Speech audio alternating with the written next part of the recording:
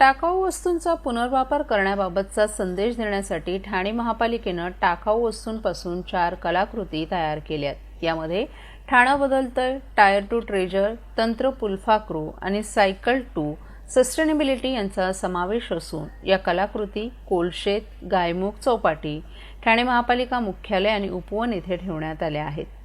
ठाणे महापालिका क्षेत्रात दररोज 1000 मेट्रिक टनच्या आसपास कचरा जमा होतो, ज्यामध्ये 60% ओला तर 40% सुका कचरा असतो।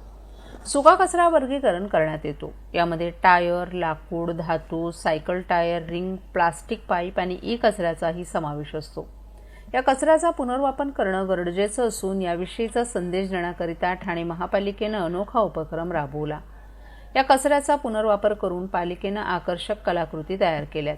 त्यामध्ये ठाणे बदलतंय, टायर टू ट्रेजर, तंत्र फुलपाखरू आणि सायकल टू सस्टेनेबिलिटी यांचा समावेश आहे।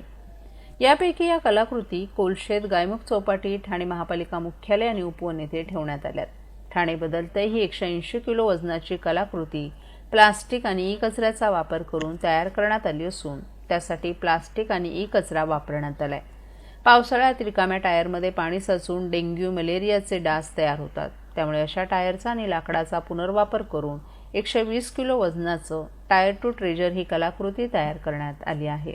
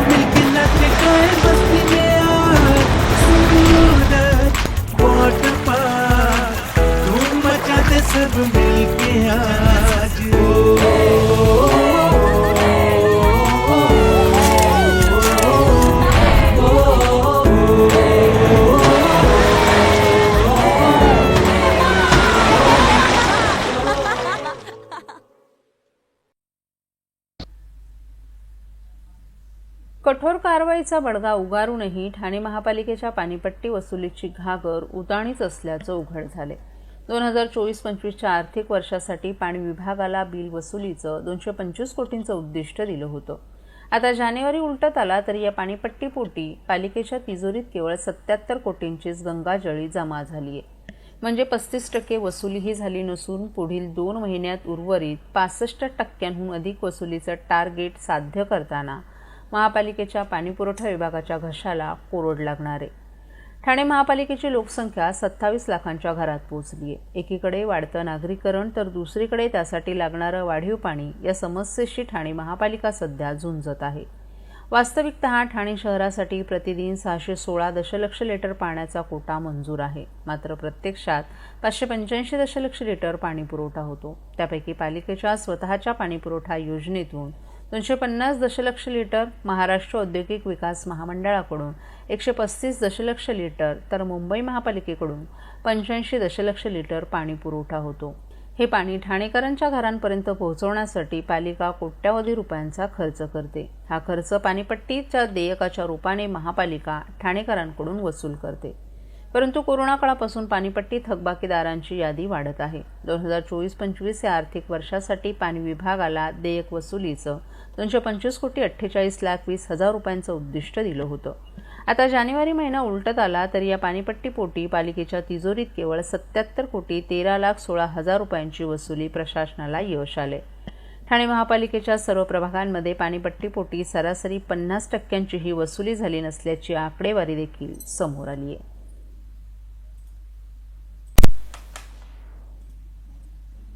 मुलाच्या समोर झालेल्या हृदयद्रावक मृत्यूच्या घटनेनंतर मानसिक स्वास्थ्य बिघडलेली महिला 30 वर्षांपूर्वी घरातून निघून गेली होती। 2 वर्षांपूर्वी पोलिसांनी उपचारासाठी ठाणे प्रादेशिक मनोरुग्णालयात उपचारासाठी आणल्यावर या महिलेच्या घराचा कोणताही ठावठिकाणा नसताना रुग्णालयानं पोलिसांची मदत घेऊन मोठ्या कौशल्यानं महिलेच्या घराचा पत्ता शोधून तिची कुटुंबियांची भेट घडवून आणली आहे। ताराबाई मोरे असं या महिलेचं नाव असून त्या साधारणतः 80 वर्षांच्या आहेत। 30 वर्षांपूर्वी घरातून त्या निघून गेल्या होत्या. मानसिक स्वास्थ्य हरवलेल्या ताराबाईंना 2 वर्षांपूर्वी नाशिक पोलिसांनी आढळून आल्यानंतर त्यांना उपचाराकरिता ठाणे प्रादेशिक मनोरुग्णालयात दाखल केलं. ताराबाई या कुठून आल्या याची कोणतीच माहिती मिळत नव्हती. यामुळे ताराबाई यांच्या कुटुंबियांना शोधायचं कसा हा प्रश्न रुग्णालयाला होता. रुग्णालयाचे वैद्यकीय अधीक्षक डॉक्टर नेताजी मुळीक यांच्या मार्गदर्शनाखाली ताराबाईंवर मानसिक उपचार आणि त्यांच्या कुटुंबियांपर्यंत पोहोचवण्याचे प्रयत्न सुरू होते, अशी माहिती रुग्णालयाचे समाजसेवा अधीक्षक नितीन शिवदे यांनी दिली आहे. ताराबाई यांच्या घरचा पत्ता विचारायचा झाल्यास ती पंचवटी एवढंच सांगायची.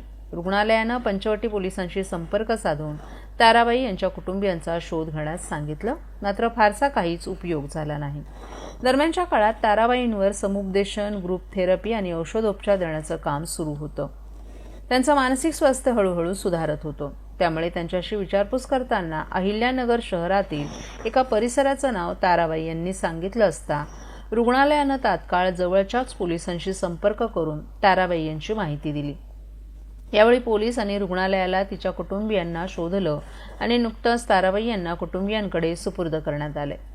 ताराबाई यांचं मानसिक स्वास्थ्य चांगलं सुधारलं असून यासाठी मानसोपचार तज्ज्ञ डॉक्टर मोहम्मद फैजल, मोहम्मद सादिक, डॉक्टर मधुरा गायकवाड, समाजसेवा अधीक्षक नितीन शिवदे, ब्रह्मदेव जाधव, महिला परिचारिका, पोलीस कर्मचारी राहुल शेळके आदींनी अथक परिश्रम घेतलं.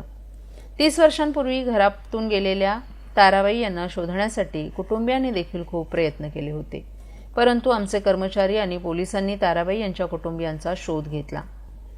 ताराबाई जेव्हा आपल्या कुटुंबियांना भेटल्या त्यावेळी त्यांच्या कुटुंबियांचा आनंद शब्दात सांगता येणारा नव्हता. कुटुंबियांनी केक कापून आनंदी वातावरणात ताराबाई यांचं स्वागत केलं.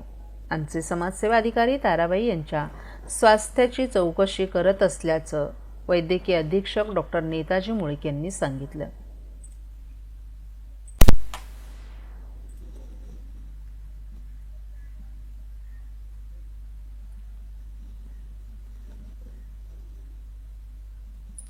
सैफ अली खान हल्ला प्रकरण आणि चोरीच्या घटनेवर रोम बिल्डर्स प्रायव्हेट लिमिटेडनं आपली भूमिका स्पष्ट करत एक पत्रक प्रसिद्ध केले.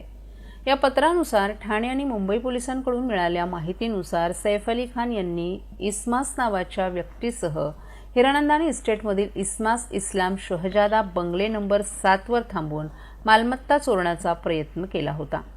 या पत्रात स्पष्ट करण्यात आले की या घटनेशी हिरानंदानी समूहाचा कोणताही संबंध नाही. शिवाय सैफ अली खान यांच्याबाबत काही वृत्तपत्रांमध्ये चुकीची माहिती पसरवण्यात आली आहे असंही नमूद करण्यात आले. हिरानंदानी इस्टेटमधील श्रमिकांचं व्यवस्थापन आणि सुरक्षेसाठी योग्य ती पावलं उचलण्यात येत असल्याचं रोम बिल्डर्सनं सांगितलं. कंपनीच्या म्हणण्यानुसार चोरीच्या घटनेत संलग्न व्यक्ती हिरानंदानी समूहाशी संबंधित नसल्याचंही निष्पन्न झाले. या प्रकरणावर अधिकृत तपास सुरू असून पुढील तपशील लवकरच उपलब्ध होईल.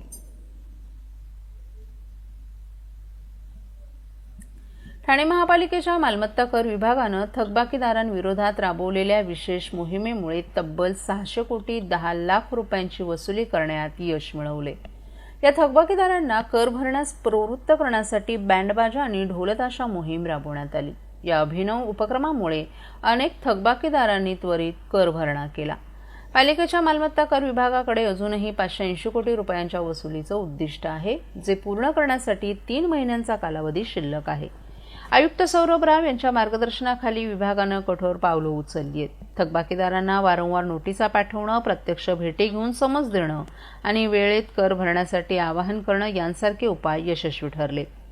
जांभळी नाका आणि परिसरातील बाजारपेठांमध्ये थकबाकीदारांच्या दुकानांसमोर बँड वाजवून मोहीम राबवण्यात आली. या मोहिमेमुळे थकबाकीदारांमध्ये जागरूकता निर्माण झाली आहे आणि 10% थकबाकीदारांनी तात्काळ कर भरलाय.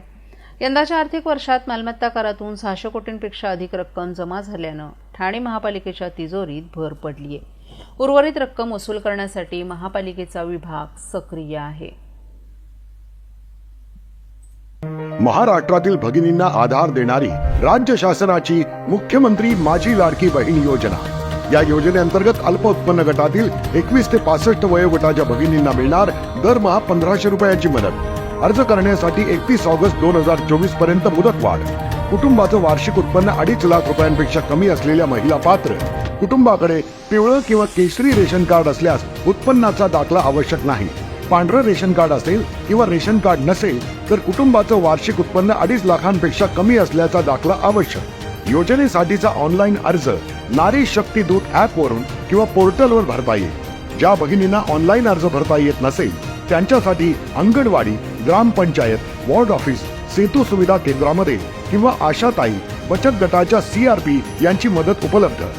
आता आपल्याला अभिमानानं म्हणता येईल, सुखी आणि सुरक्षित आहे माझी लाडकी बहीण।